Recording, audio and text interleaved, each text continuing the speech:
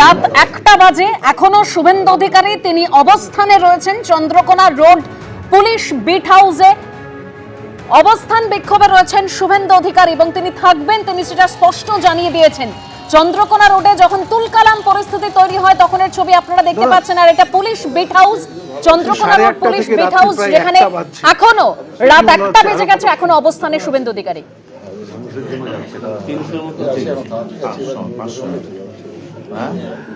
সাড়ে 1টা থেকে 1টা বেজে গেল, এখনো আপনি এফআইআর রিসিপ্ট পেলেন না? না বলে দিচ্ছি, ও সেকশন লাগাবে না আর আমি নেব সেকশন অ্যাকশন হয় লাগাবে না, ওর বাবারা বলে দিয়েছিল বস যা করতে হয়। আমি সই করিনি কিন্তু আমি আপনাদেরও কষ্ট দিতে চাই না, অন্যদেরও দিতে চাই না। আমি আর মিনিট 10-এর মধ্যে আমি এখান থেকে বেরোবো, বেরিয়ে আমি যেখানে আমার গাড়ির উপর হামলা হয়েছিল ওই রাস্তা অব্দি হেঁটে যাব, ওখান থেকে আমি গাড়িতে উঠবো, নেতৃত্ব এবং যারা সমর্থকরা এসেছে তাদেরকে বাড়ি চলে যাওয়ার জন্য অনুরোধ করবো। কার্যত ভোর হয়ে গেছে। আর 13 তারিখে আমি 2টোর সময় চন্দ্রকোনা রোডে আসবো।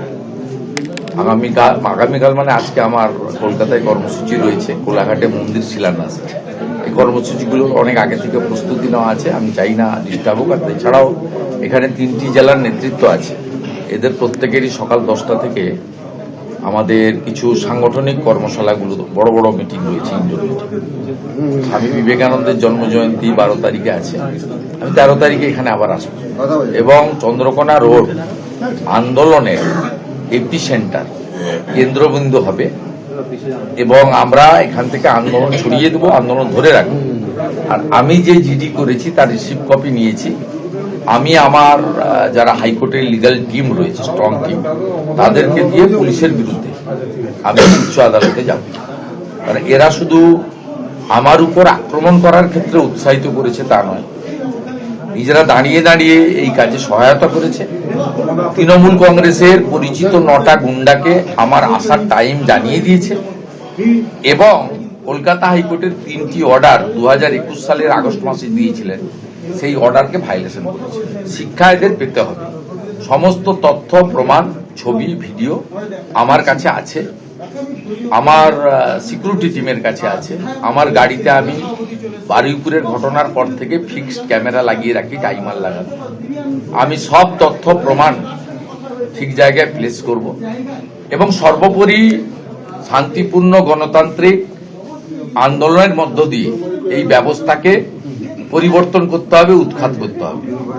2011 সালের 7ই জানুয়ারি নেতাই হয়েছিল, বামফ্রন্টকে যেতে হয়েছে।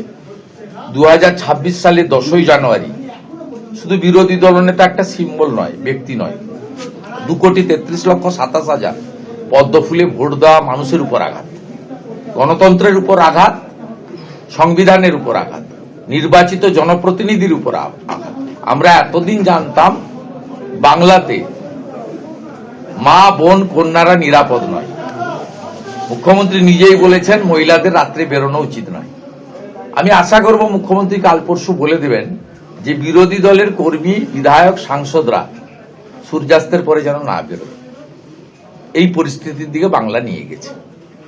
গণতান্ত্রিক আন্দোলনের মধ্য দিয়েই এদের সরাতে হবে এবং মাঠে পড়ে থাকতে হবে। এখন বিশ্রাম নেওয়ার সময় নেই। বাংলাকে বাঁচাতে হবে, বাংলার গৌরব ফেরাতে হবে এবং এই অত্যাচারী জল্লাদদের দুঃশাসনের হাত থেকে বাংলাকে রক্ষা করতে হবে। দাদা, কেন্দ্রীয় নেতৃত্বের সঙ্গে কি আপনার এই বিষয়ে কথা হয়েছে? না, আমার সঙ্গে কেন্দ্রীয় নেতৃত্বের মধ্যে বিপ্লব দেবজি ফোন করেছিলেন, শ্রমিক দা খোঁজ নিয়েছেন, ডক্টর সুকান্ত মজুমদার কথা বলেছেন, ওরা সবাই জানেন অ্যাওয়ার এবং প্রত্যেকেই টাচে আছেন। এটা সম্মিলিত একটা প্রয়াস, এছাড়াও অনেক রাত্রি হয়ে গেছে, সকালের পরে প্রতিক্রিয়াগুলো পাওয়া যাবে। পুরো পার্টি আমার সঙ্গে আছে, যে যেখানেই শুনেছেন, এদিকে বিষ্ণুপুর রোন্দা থেকে শুরু করে ঘাটাল, পশ্চিম মেদিনীপুর, ঝাড়গ্রাম, যারাই শুনেছেন এসেছেন। অনেকে আসতে চেয়েছিলেন, আমি বিরত করেছি। তুমি শুনলে যে বিরোধী দলনেতা তিনি বললেন যে আর কিছুক্ষণ থাকবেন তিনি, এবং তারপরে তিনি এই বিট হাউস থেকে বেরিয়ে তিনি সোজা যেখানে ঘটনাটি ঘটেছিল সেইখানে মিছিলের আকারে কর্মী সমর্থকদের নিয়ে যাবেন। তারপরেই সেখান থেকে তিনি ফিরে যাবেন তার গন্তব্যস্থলে।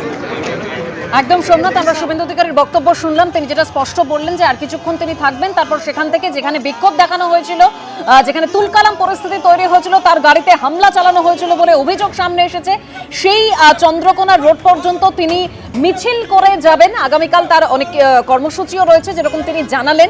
এবিপি আনন্দ, এগিয়ে থাকে, এগিয়ে রাখে।